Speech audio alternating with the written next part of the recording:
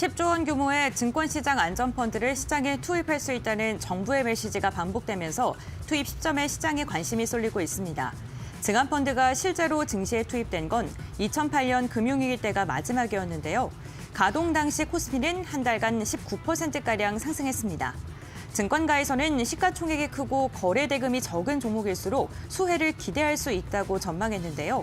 반도체, 2차 전지, 자동차 섹터 등이 거론되는 상황입니다.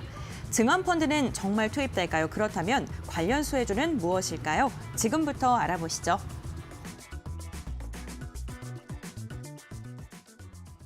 예, 오늘 두 번째 이슈는 증안펀드입니다. 아직 공식적으로 정부에서 증안펀드를 조성을 얼마를 하겠다 이렇게 나온 얘기는 아니고요. 증안펀드에 대한 얘기들이 좀 뭐랄까 이게 좀 김이 모락모락 올라오고 있는 그런 분위기인 것 같습니다. 근데 과거에 보면 이게 되기만 해도 뭐 시장에서는 상당히 좀 좋은 어떤 시장에 영향을 미쳤던 경험들이 있기 때문에 오늘 증안펀드 관련 중에서 이 곽종 파트너가 어떤 포인트를 좀 보시는지 말씀 좀 들어보겠습니다. 네, 일단은 증시가 최근에 2거래일 정도 반등이 나오고 있다 보니까 일반적인 개인 투자자분들 중에서 뉴스를 그냥 귀로 듣고 이제 귀로 흘리시는 분들 중에서는 지금 증안펀드 가동돼서 올라가는 거 아니야? 라고 해서 착각하시는 맞아요. 분들도 계시긴 하더라고요. 근데 분명한 거는 지금 이렇게 정부 쪽에서 증안펀드 뭐 조성하겠다, 투입할 수도 있다라는 부분들이 구두적으로 지금 이미 개입은 지금 되어 있는 상황이기 그렇죠, 때문에 그렇죠. 증시 이제 투심에 있어서는 좀 약간 안정화가 되어 가고 있는 그런 움직임이 최근에 좀 관측이 되는 것 같긴 합니다. 실제로 지금 투입된 자금 같은 경우에는요, 그 밸류업 펀드가 2천억 정도 이제 규모 그렇죠. 그렇게 이제 펀드가 조성이 되어 있는 것 중에서 일부인 300억 원 정도가 지금 증시에 투입이 되고 있는 중이다라고 볼 수 있을 것 같고요. 연기금 쪽에서도 계속해서 좀 방어적인 움직임들은 나와주고 있는 것 같습니다. 이 증안 펀드를 이제 조성하자라는 이제 목소리가 나온 게 그 12.3 계엄 사태 이후로 딱 2월 4일부터 이 증안펀드에 대한 목소리가 좀 나왔거든요. 그러니까 지금 이 이야기가 일주일 정도 지금 좀 지속이 되고 있는 상태다라고 볼 수 있을 것 같습니다. 근데 이 증안펀드가 가동이 된다면 사실 시간이 좀 걸려요. 보통 이게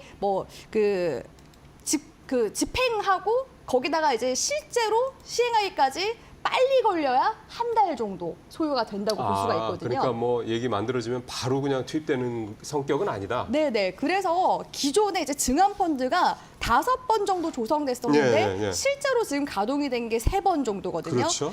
1990년도에 버블 붕괴 사태, 그리고 2003년도에는 이제 신용카드 대출 부실 사태, 그리고 마지막으로 이제 브리핑 도와주셨던 것처럼 2008년 글로벌 금융 위기 때 그때 이제 활용이 됐었고, 그 이후에는 언제 이렇게 또 이야기가 나왔었냐면 2020년도 코로나 팬데믹 때 증시 많이 빠졌었잖아요. 그때도 증안펀드 투입하자라는 이야기 나왔었고, 그리고 2022년도 경에도 역시 글로벌 이제 금리 인상 기조로 갔을 때 증시 폭락 막 시작했을 때도 증안펀드 시행해야 된다라고 이야기가 나왔었는데 2020년도 같은 경우에는 실제로 반등이 너무 빨리 이루어져서 굳이 증안펀드를 할 필요가 없었고, 그렇죠. 네, 그리고 그렇죠. 2022년도 같은 경우에는 증시가 갑작스럽게 빠지기보다는 우하향으로 빠지다가 그다음에 이제 하반기 기점으로 해서 바닥이 좀 잡혀 나갔어요. 네. 그렇기 때문에 막상 시행을 하지는 않았었습니다. 네. 그래서 정부 쪽에서도 사실 계속 이제 좀 강조를 하는 부분이 뭐냐면 증안펀드는 부양책이 아니라 안정책이다라는 이제 부분들을 그렇죠. 계속해서 강조를 하고 있긴 하거든요. 그러니까 이게 막상 했을 때 2008년도처럼 그렇게 드라마틱하게 코스피 지수를 끌어올릴 수 있을 정도로 방어가 되면 다행인데 막상 했는데 기존과 같은 그런 효과가 없다. 이러면은 더 문매를 맞게 될 가능성이 높고 금융시장에 대한 신뢰도가 더 하락할 수 있다라는 그런 이제 우려감이 있기 때문에 좀 시간이 걸리는 거라고 이제 보시면 좋을 것 같고요. 증안펀드 만약에 투입한다라고 했을 때 당연히 효과 볼 수 있는 시장 같은 경우는 코스피 시장이라고 그렇죠. 볼 수가 있겠죠. 코스닥 시장 같은 경우에 아무래도 개별주들 위주로 가기 때문에 전반적으로 지수를 방어하는 게 이제 목표라서 보통은 이런 이제 증안펀드 자금이 유입이 된다 했을 때 코스피 200이라든지 내지는 상장지수 펀드 이런 인덱스 펀드 쪽에 자금이 투입이 되게 될 가능성이 높아서 그렇게 된다면 코스피 상위 종목들 위주로 자금이 좀 들어오게 될 가능성이 높기 때문에 우리 시청자분들이 만약에 증안펀드 유입에 따른 좀 수혜주를 찾아볼까 했을 때는 코스피 상위 종목들이 어떤 종목들이 네. 있는지를 좀 중점적으로 보시면서 투자 전략을 세워나가시는 게 좀 유리하지 않을까라고 보고 있습니다. 그렇죠. 코스피 그리고 이제 그중에서 시총 상위 종목들 이렇게 이 증안 펀드가 들어오게 되면 사실은 이게 어떻게 보면 이제 좀 대표주들 각 섹터의 좀 대장주들 중심으로 어쨌든 들어갈 수밖에 없기 때문에 그런 부분들을 좀 감안하시면서 증안 펀드 관련주들을 좀 살펴보실 필요가 있을 것 같습니다. 자, 그러면 어떤 관련주들이 있을지 곰배랭커 통해서 또 확인해 보겠습니다. 네, 증안펀드는 대표적으로 인덱스 펀드를 추종하기 때문에 시가총액이 큰 종목, 거래량이 작은 종목, 그리고 바닥권에 있는 종목을 집중해라라는 코멘트가 많이 나오고 있습니다. 대표적으로 삼성전자, 현대차와 같은 반도체 그리고 완성차 기업들이 많이 거론되고 있는 상황인데요. 이러한 가운데서 내일 또 코스피 200과 코스닥 150 편입과 편출이 일어나는 날이기 때문에 관련돼서 패시브 자금 유입이 기대되는 종목군들을 추려봤습니다. 지금 코스피와 코스닥 편입 종목군 들을 추려봤고요. 어제 초전조체 관련 기업 신성 델타테크가 두 자릿대 강세를 보이면서 94,000원에 마감을 했고 APR과 효성중공업 같은 경우에는 피부, 미용, 의료기기 그리고 변압기 관련된 모멘텀으로 큰 주목을 받으면서 시장이 흔들리는 가운데서도 버텨주는 모습이 나타났습니다. 그런데 제가 주목한 건 그 가운데서도 거래량이 적고 상대적으로 시장에서 소외를 받았던 두 종목이었습니다. 미원상사와 OCI인데요. 어제 2%가량의 상승력을 보였고요. 만약에 편입이 되게 된다면 리밸런싱이 이루어지는 내일 패시브 자금의 유입을 좀 기대해 볼 수 있고 변동성 국면에서도 좀 주목을 해볼 만하다라는 평가가 나오고 있기 때문입니다. 특히나 이 코스피 200 그러니까 증안펀드가 투입이 되는 게 거래량이 적고 시가총액이 큰 그러한 종목군들에서 바닥권에 있는 종목이라면 이 두 종목도 주가 차트상으로 또 바닥에 있기 때문에 함께 주목해 보면 좋을 것 같고요.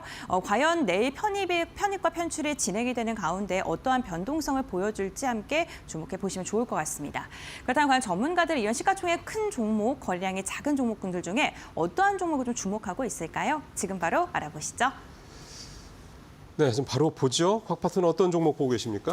네, 제가 나름대로 이제 증안펀드 쪽 수혜를 받을 수 있는 종목들 조건을 한번 생각을 해봤는데 어떤 일단은 거예요? 코스피 200 종목일수록 그렇죠. 당연히 유리하게 될 가능성이 높겠죠. 그 다음에 기관 쪽에서 이미 지금 방어적으로 순매수가 들어오고 있는 종목. 기관이 이미 사고 있는 종목. 네네. 예. 거기에다가 펀더멘탈이 좋고 성장성이 있는 그런 관련 예. 기업일수록 자금이 조금 더 세게 유입이 되지 않을까? 예. 이 기준으로 봤을 때 셀트리온이지 않나.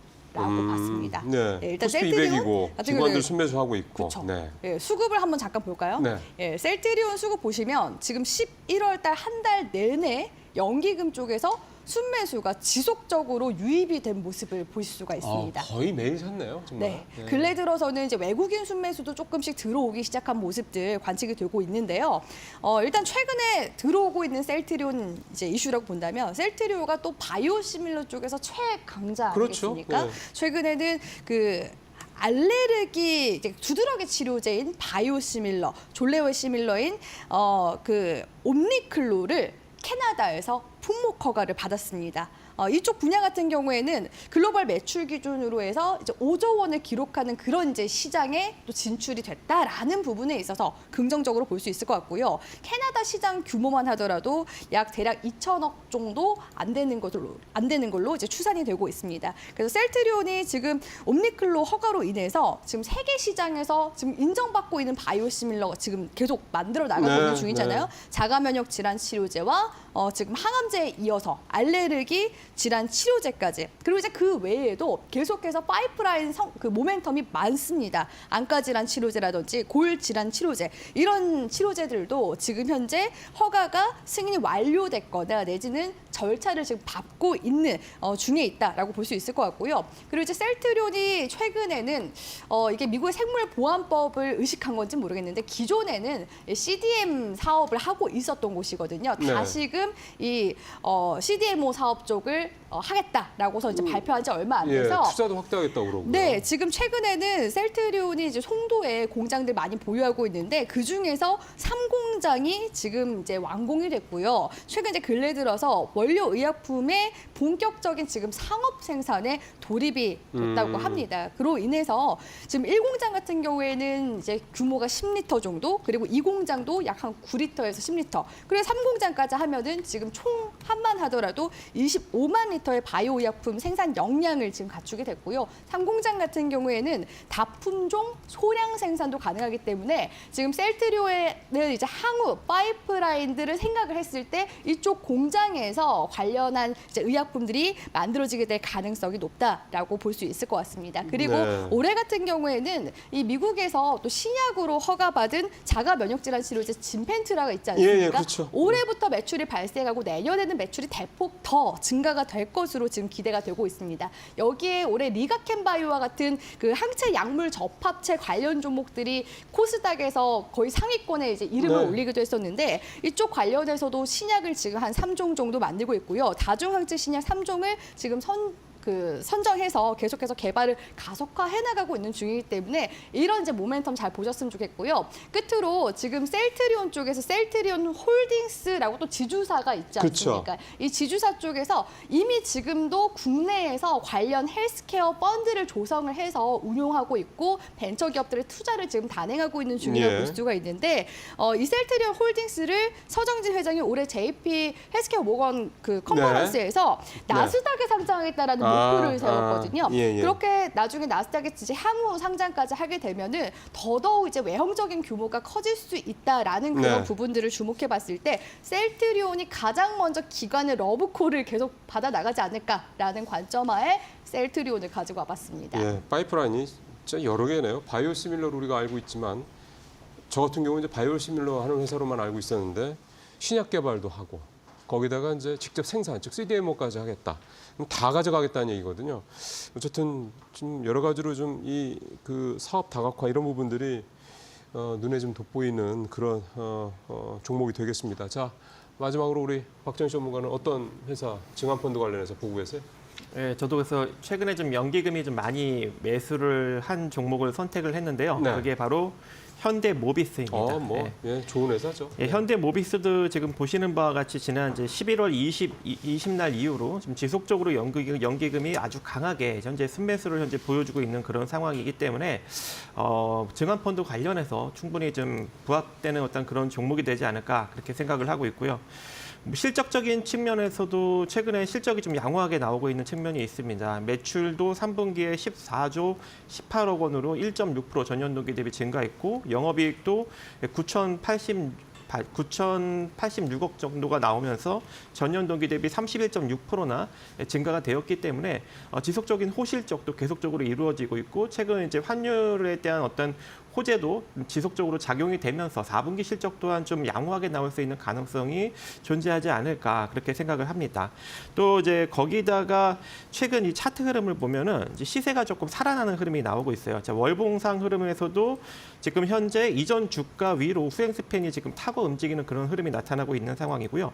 자, 주봉상 흐름을 보더라도 마찬가지로 후행 스팬이 훨씬 더 지금 위로 지금 올라가고 있는 어떤 그런 흐름을 현재 보이고 있습니다.